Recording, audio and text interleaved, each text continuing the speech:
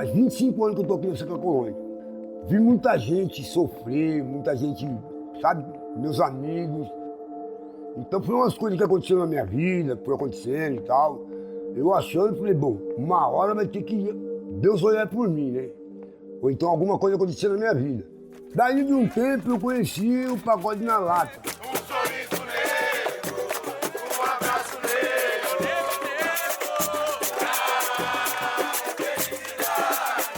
Quando a gente faz o samba na Cracolândia, pode estar do jeito que tiver.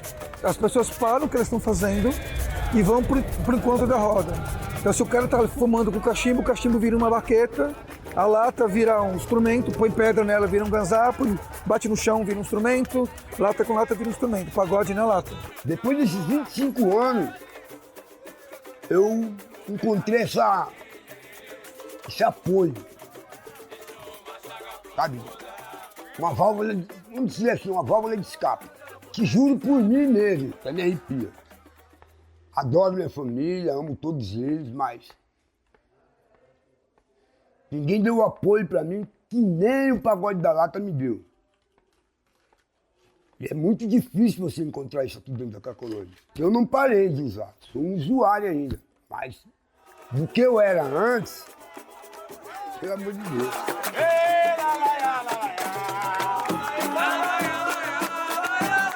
Roda no fluxo nunca faltou. O que faltava era fazer uma roda que fosse fora do fluxo.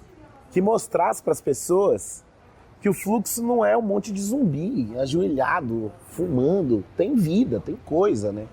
A ideia era fazer uma roda de samba da galera da Cracolândia que chamasse as pessoas de fora da Craco para verem o potencial daqui. E a gente foi juntando umas pessoas para fazer essa roda. A gente fazia a roda na praça, era quinzenal, se eu não me engano, e passar uma lata de Nescau pra galera contribuir. Foi aí que o Rogério conheceu o pessoal, o Rogério me apresentou pro pessoal do Pagode da Lata. Então eu estava precisando de mais um pandeirista, que era só o Racionais. Aí eu encostei, aí ficamos eu e o Racionais como pandeiro. E aí juntou então trabalhadores, ex-trabalhadores e usuários da Cracolândia para poder fazer o Cuidado de Liberdade através da arte, através do samba, na ausência de uma política pública que cuide das pessoas dessa forma. Quando eu cheguei aqui na Júlio Prestes, uns 15 dias, eu peguei e fui para a porta do comércio, quando eu vi aquele grupo passando, todo mundo de rosa, enfeitado, indo lá para a Cracolândia, eles passavam por mim, quando eles estavam lá na frente, veio no meu ouvido, chama eles. Aí, ô gente, mas foi muito rápido, porque a polícia bombardeou lá, teve o fechamento da Cracolândia, né? E foi bomba para todo lado. Isso foi refugiar onde? No meu bar. E não é que esses meninos depois falaram, olha, esse bar aqui, velho, dá pra gente toda vez que fazer evento lá, vir fazer aqui. Marquinhos falou, a gente podia ter um bar para ser uma sede nossa na Cracolândia, né? É o universo fazendo isso.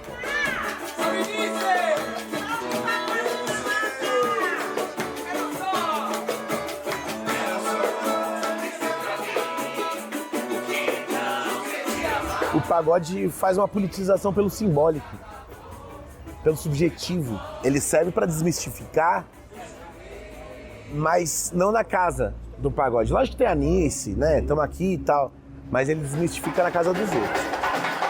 Mas o incômodo não é um incômodo ruim. O incômodo, ele é educativo. Porque você vai voltar com o incômodo para casa pensando, caralho, aqueles caras tocam pra caralho. Eles são usuários. E aquilo não vai te resolver fácil. Você tem uma impressão que você vai tomar um usuário fora da Cracolândia e ele não vai saber se portar. Uma vez a gente estava fazendo uma roda, e eu falo, né, temos trabalhadores, usuários e tal. O gerente pegou o microfone e falou assim, eu duvido vocês saberem quem que é o usuário e quem que é o trabalhador aqui. É isso, é a desmistificação pelo simbólico, sabe? E isso é muito importante. Eu fico 10 horas, 12 horas sem fumar pedra, não esquenta a cabeça, tranquilo. Antigamente eu não conseguia ficar 2 segundos. Era palha, farol, R$2, R$3, era voltar e droga. Agora não, eu fico 2 horas, 3 horas, 4 horas sem fumar pedra. Sei administrar o meu dinheiro, tô crescendo. Ó, hoje tem meu aparelhinho celular, que é pra me comunicar com a rapaziada, antes eu não tinha isso. Eu fui pra Brasília de avião, eu nunca tinha andado de avião, eu fui pra Brasília de avião, Tocamos embaixo da rampa do Planalto, lá com Lula e tudo. Eu acho que isso pra nós é uma vitória. Muita amizade, muita consideração. Esse convivência, vou cantar o parabéns. Fui convidado para um aniversário, isso é novo de rato, A cultura, ela não é um meio de salvação dessas pessoas, não é o objetivo delas, mas a reflexão e o contexto do qual a gente está inserido e o contexto artístico se faz pensar no tempo e no espaço que a gente vive. Então, é basicamente um dever do tipo a gente discursar e trabalhar para que o acesso à cultura não seja cerceado. Para além de todos os outros, essa pessoa ainda possa ter o acesso à cultura. E aqui nesse território, o acesso à cultura, e às vezes é a cultura ainda até o próprio fluxo, como outros, ela é um campo de respiro, é um campo de dignidade, é onde se vale, a única vez talvez, o que está dentro da Constituição. O pagode é uma coisa que eu vou dizer agora pra você. Ele ajuda muita gente ali dentro. Bem nos mal, quem gosta de quem não gosta, até de quem não gosta. O cara pega o caninho do cachimbo dele, ele pega uma latinha e vai bater junto com a gente, meu. 2 horas que ele fica batendo latinha ali, 1 hora que ele fica batendo latinha com a gente ali, é 1 hora que ele tá sem fumadão. Isso já é uma redução de dano. Eu gosto mais de samba do que crack, né? É uma terapia. É uma terapia, é extravasar tudo. É me renovar. Ó, eu esqueço do crack, eu derrubo eles que eu tô ouvindo samba. Aí, ó.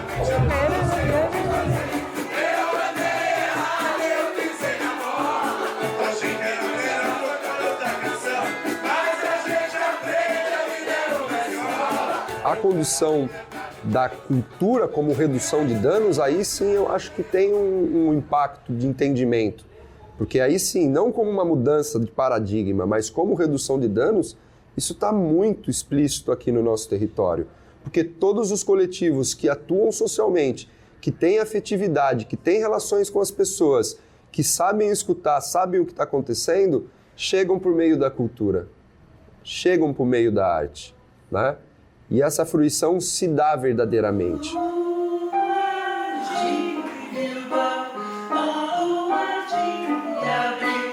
Quando a gente chegou aqui, a gente tinha a ideia de ser o nosso espaço do teatro. Só que a gente sempre queria deixar os portões abertos e aqui ser um dispositivo de convivência. Nós não tínhamos uma ideia prévia de vir com um teatro social que a gente daria, do tipo possibilidade do usuário. A gente queria um espaço aberto ao público. E quando se diz aberto ao público é para todas as pessoas. E nesse sentido essas pessoas começaram a se identificar com o espaço. Ora, algumas vezes por utilizar um banheiro, por ter uma água, como também para outros moradores que queriam um espaço de lazer, ou até mesmo o pessoal da rua queria um espaço de descanso, ou simplesmente sentar e se sentir num espaço seguro.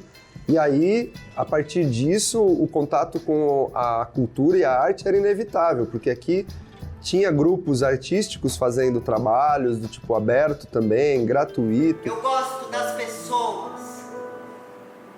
Eu olho no olho delas aonde quer que elas estejam e existe alguma coisa que me chama como se só eu pudesse alcançar naquele momento. Até a gente chegar num ponto de termos pessoas que eram do fluxo e que estão hoje dentro de um projeto de teatro como o Cenaouro, né? Isso se deu de uma maneira relacional. Surgiu do primeiro contato, disso do tipo um momento de conversa, um abrigo de segurança, um entendimento de escuta depois de uma poesia que falou, até isso se consolidar em passos, né, dessa redução de danos e essas pessoas terem autonomia de desenvolverem projetos artísticos junto com a gente, né? Fernando mora na calçada. Fernando é usuário de crack, inteligente, culto, gosta de ler, tem ideia para tocar, consegue dialogar com você.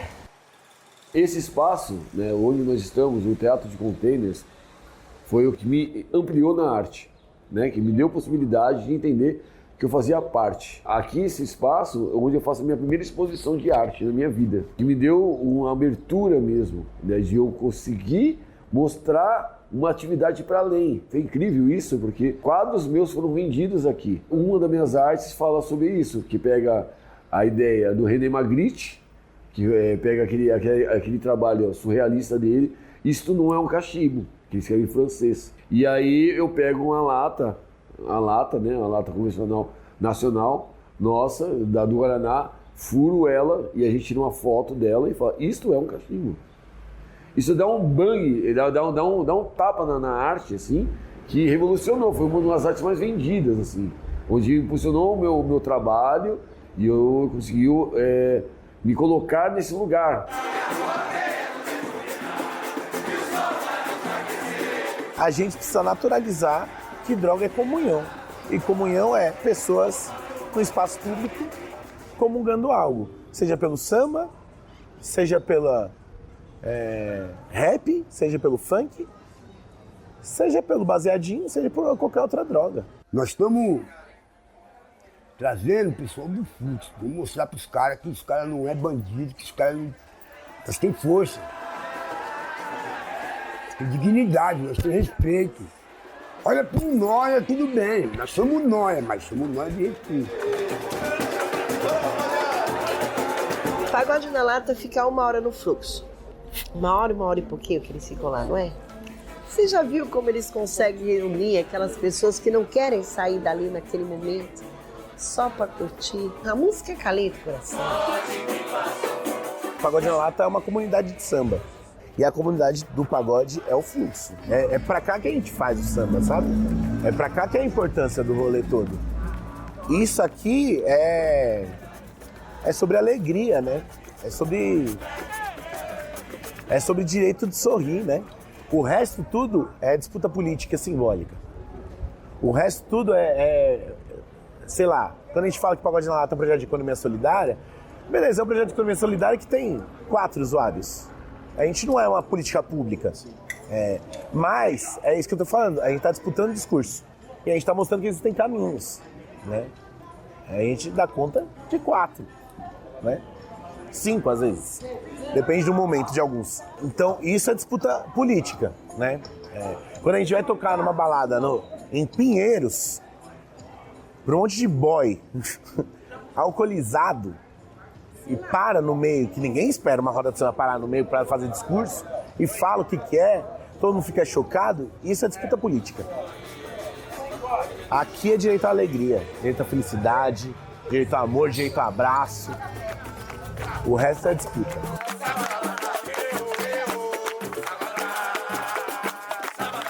Tem pouco que eu ganho, tô bem, feliz, tô com Pagode na Lata, né? O pessoal que me dá um apoio, que é a minha família mesmo. Se um dia eu sair do Pagode da Lata, eu não toco mais com ninguém. Não faço mais samba pra ninguém. É isso que eu falo, isso que é família. Pagode na Lata é essa família. A força do tudo que a gente pode construir. Quero